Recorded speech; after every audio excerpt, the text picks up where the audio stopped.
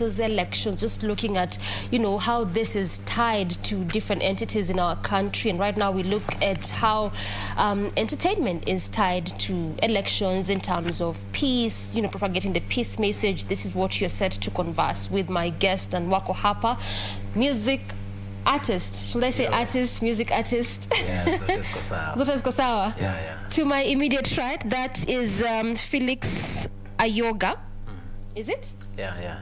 Felix Ayoga. Felix Ayoga. And then right next to him is Harry Obonyo. Yeah. Karibuni sana to the program. Asante sana. Na umevaa t-shirt zenye zinasema amani ni muhimu. Peace muhimu sana yani. Peace ni muhimu. Yeah, hasa kwa mayouth. Lazima tueneze peace sana. Tueneze peace. Yeah. You are an artist in your own define. Yeah. Which kind of music do you do? Because I know we will come to you. We've done a conversation with you before. But which kind of music do you do? I do gospel, urban gospel. I have my own style called Zakiro style music. One of fuse Kiswahili Luya version. Still I'm a producer. Yeah. Yeah. So basically gospel is your kind of music. Yeah. Ata yako Felix ni gospel. I just do gospel. Gospel ministry yani. Ministry. Not a gospel artist but a gospel minister. Yeah. All right, now let's just go to the conversation. Say tunaona wasanii wengi, and I keep saying actually, you know, art is holistic. It cuts across, you know, from music to drawing, to acting, theater. Na wengi wao wanajitokeza wako pale nje anasema message ya peace, it's important. Just talk to me how important this is, and particularly coming from a young person. Pale nje anasema we have to ensure that we keep and maintain peace in this election. Let me start with you, Felix. One thing, umemwa peace. Neza ama nikisema kuongelea peace, unajua once tuko na amani katika Kenya, utapata tunasonga mbele sana. But tukiwa na ile mambo disagreements labda ama politicians ama wale wenye tumechagua, unajua kiongozi si tutavote but Mungu ndiye anatupea kiongozi bora, unaona. So yule mwenye atakuwa tukiamua ni yeye na tumsupport, Kenya itaenda mbele sana. Lakini tukikaa chini tukianza kuthink about ati mimi nipigane na ndugu yangu yule tunasol na pesa kidogo tunapata 100-150, nimekupiga wewe ama nimechoma kibanda yako, nitakosa mali, nitakula mboga wa kesho na utatoroka. Mimi utakosa client na mimi utanikosa hata pesa yangu kidogo, unajua. So ukitoka pale, kwa hiyo ni ya kibanda seme economically tarudi ni chini sana. Juu utapata tumechoma nchi. Tuna deni tayari vitu nyafaa tukwe tunalipa, unaona. So tutakuwa tumerudi nyuma, makampuni zimefunga, watu wafanye kazi.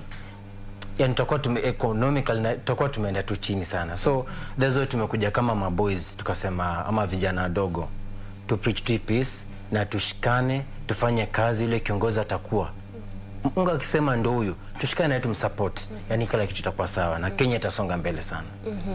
Harry, I mean, you could have decided mimi nafanya muziki ya gospel, so I mean I may just be here and continue doing my music, wasanii wengine wanafanya. But why was it important for you just to come out as an artist? Because tena nasema usanii ni kioo cha jamii, so art plays a very big role in our society. But did you feel the need to come out and just be an agent, a champion? Okay, what I trust, what I believe ni hata ukitumia tu for example as a person like hata kama una peace in your heart, like unapatanga like everything I run. So I worked on, nilikaa chini nikathinka imefika high time we do something like peace, cause without peace, venye tu my brother amesema, without peace vitu haziwezi run. Cause itabidi maybe my brother is tribe ABCD, me I'm tribe ABCD. So when we fight, unapata kama alikuwa mama mboga pale, naelewa hayuko tena, naelewa susina that thing. So na watu wengi wenye wanakujanga like kusumbua sana like kama kufight ama kusumbuana most ni mayouth. Kwa sababu ndio wanatumia vibaya, wanapewa pesa kidogo nini, anasumbua brother yake mwenye kesho atamuomba kitu yenye anaweza saidia. So that's why sisi tulisema like kwa sababu sisi ni mayouth, I think tunaweza ongea language yenye youth pia kwa pale China anaweza sema kama ni mayouth ana preach wanataka like tuache, maybe wanaweza tuelewa more. So that's why ndiamua as a gospel artist pia hiyo song ukisikia tunaomba most tumeiweka like is a prayer. Tunaomba kama unataka like nini uweze enda side fulani uambie mtu, but ukiwa kwa nyumba you can pray na Mungu apitie kwa prayer pia aongee na your brother na to keep peace pia. Yeah.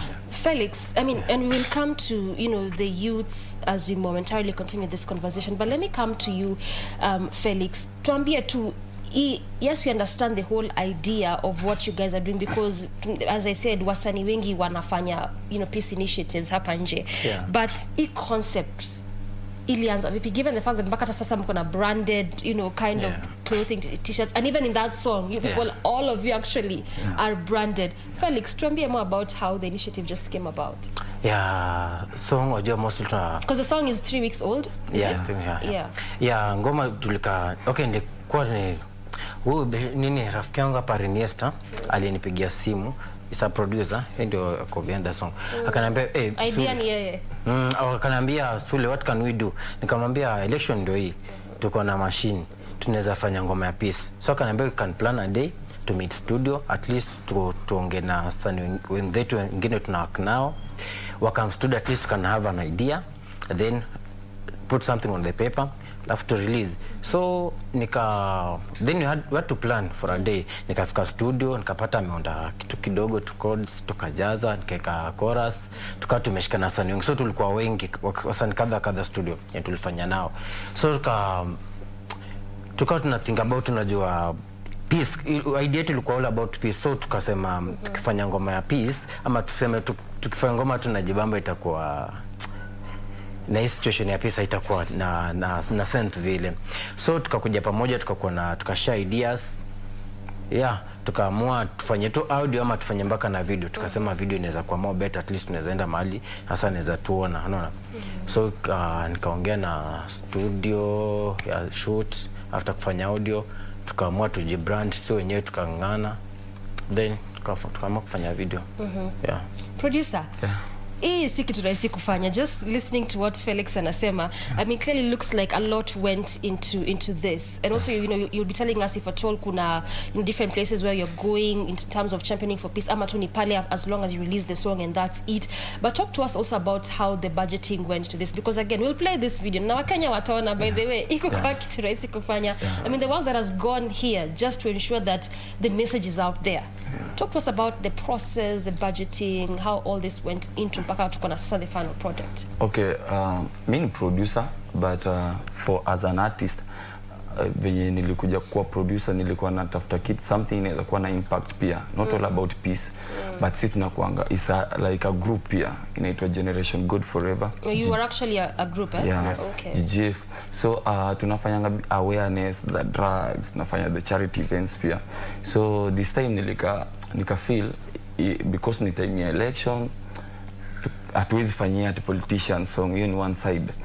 But wacha tufanya awareness about peace. So niko na wasanii ni wengi, but time yenyewe una working na artist ama ukiwa kwa group unaweza jua nani anaweza fanya hii na with. So the first person to call alikuwa my friend ni Felix, ndio nilimcall nikamwambia ni aje niko na idea hivi na hivi, akakuja.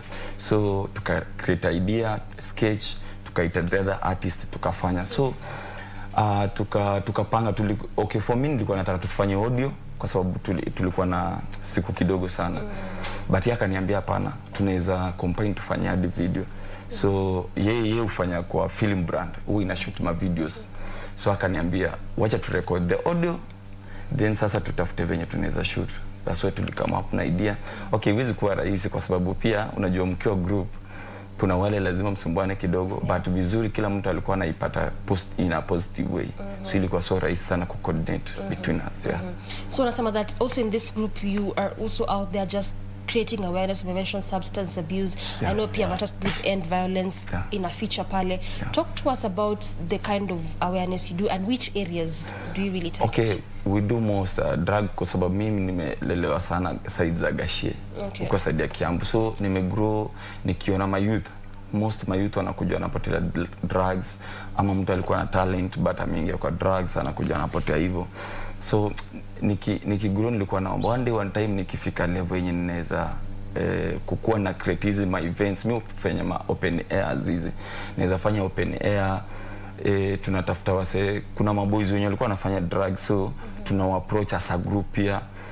tunawaambia hivi na hivi, kama wanapenda entertainment. Unajua mtu sometimes anaingianga kwa hizi mambo za drugs not because anataka, ni kwa sababu anakuja sometimes ako idol, maybe ana job na nini, but if mnafanya something yenye kama mnaenda the charity event, ako busy, unapata ana hiyo time ya drugs. So kuna wengi sana ukimit kama GGF group, wengi watakwambia mimi ndiko addicted sana na hii, mimi ndiko addicted na hii.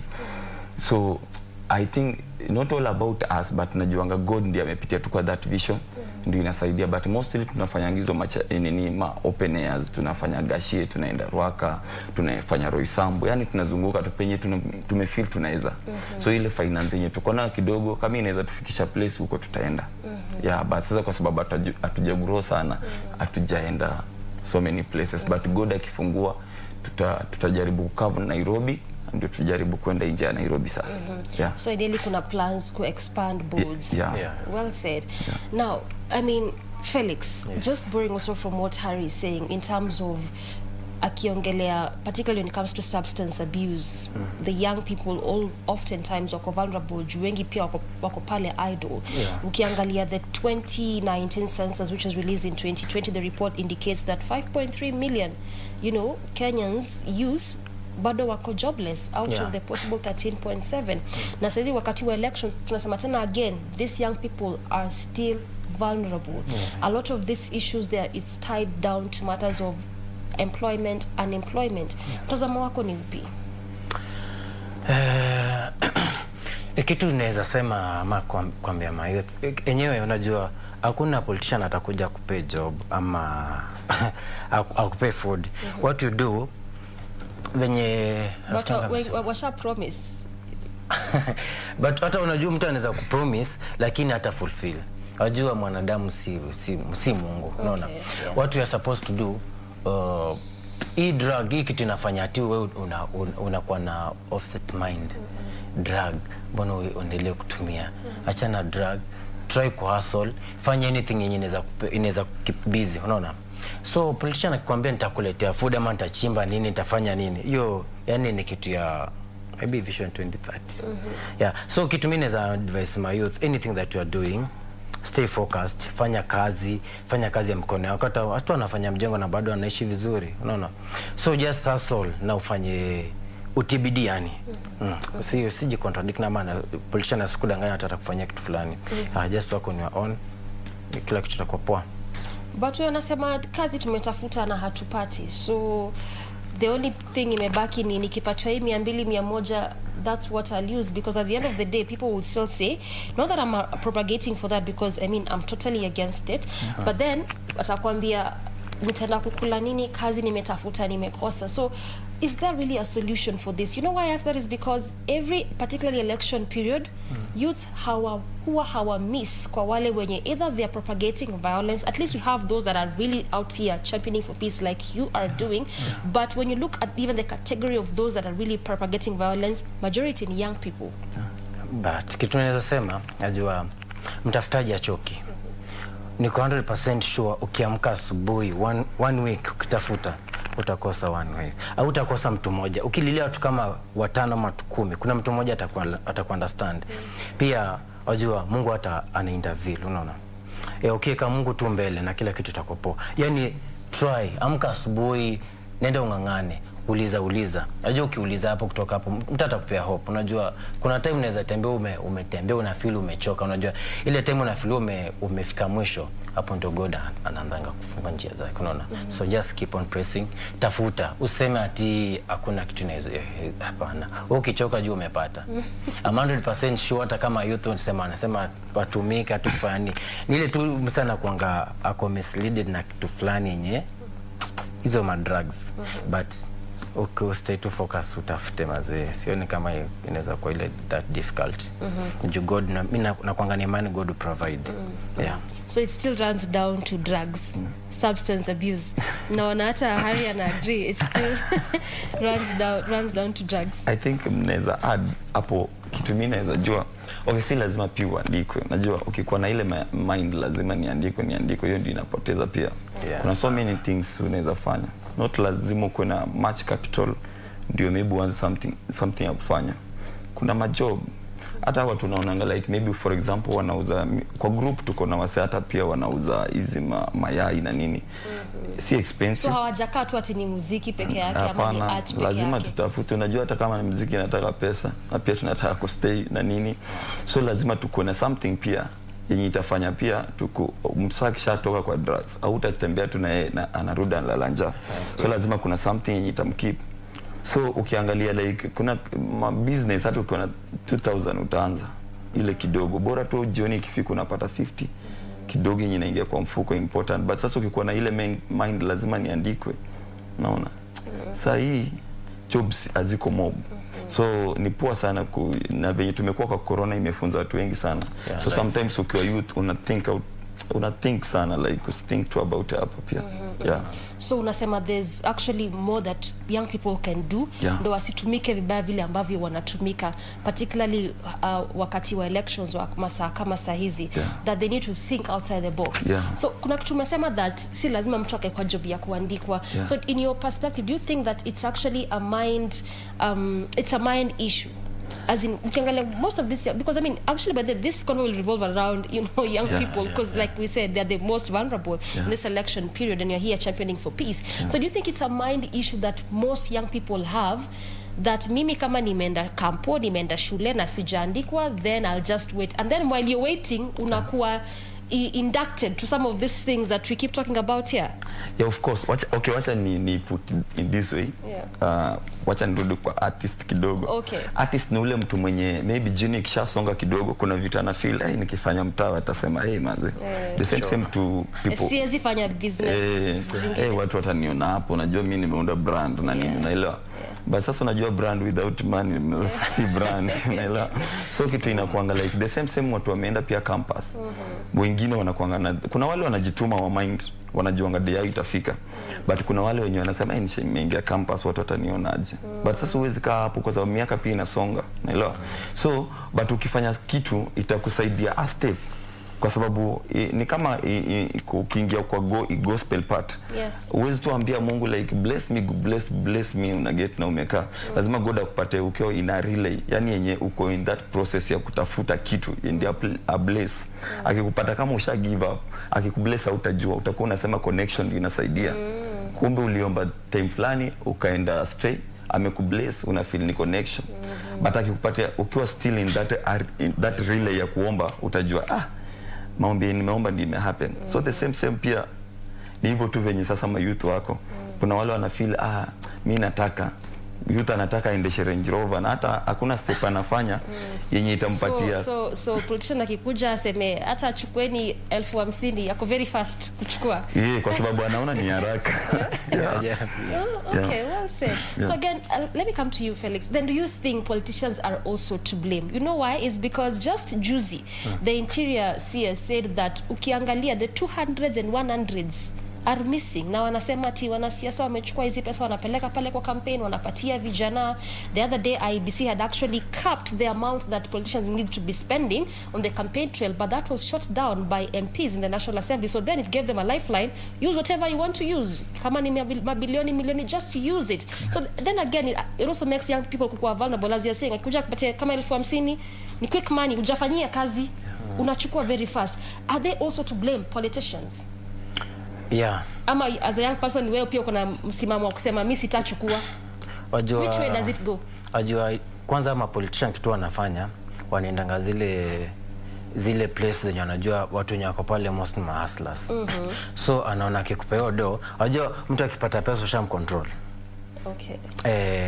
So tunaweza blame in another way around, ama pia tusiwa blame, but unaona once mimi ukinipa do, tuseme niko chini sina form, yani na umenipea pesa unaambia nataka unifanyie kitu fulani, mimi najua sina anything, unajua na nimepata 50,000, obvious mazenta nitafanya kitu nataka. So utachukua weka wewe useme ukuje umepatiwa, utachukua?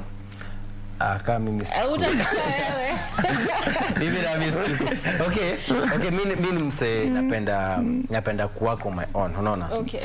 Kwani unajua ukipata pesa na haraka ama pesa nyonja hujawakia siku zote wataizi kaa, unajua. But unajua ukijua kumanage 100 bob utamanage hiyo milioni juu kuna steps umekuwa ukaenda nayo. Lakini mimi ukinipa 50k sahi, kama nilikuwa labda naokoa yangu ya thao nalipa kwanza.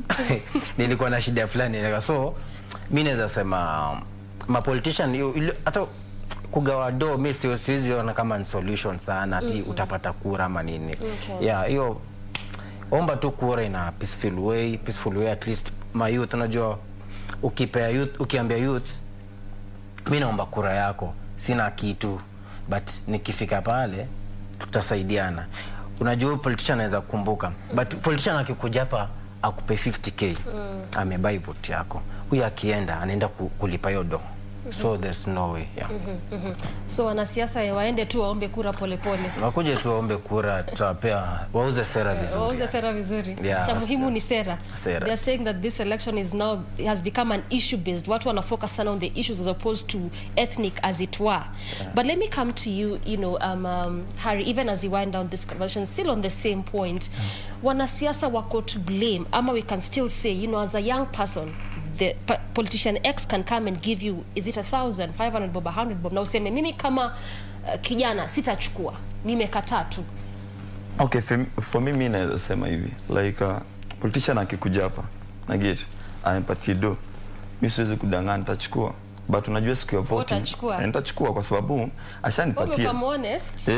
Nitachukua kwa sababu kitu ya kwanza ni si ashanipatia na amekuja yeye mwenyewe kunipatia. Yes. But day ya kuvote sasa lazima nisikie pia sera zao watu wote. So pesa zimekuja but not kwa sababu nimechukua hizo pesa nitamvotia kwa sababu sasa hapo ni kukua mwise. Lazima uwasikize, usichukue tu kwa sababu nimechukua pesa hiyo ni mzuri. Chukua msikize. Huyo mwingine ana msikize. Day ya kuvote sasa ni wewe mwenyewe kwa sababu kwa ballot tunakuanga peke yako.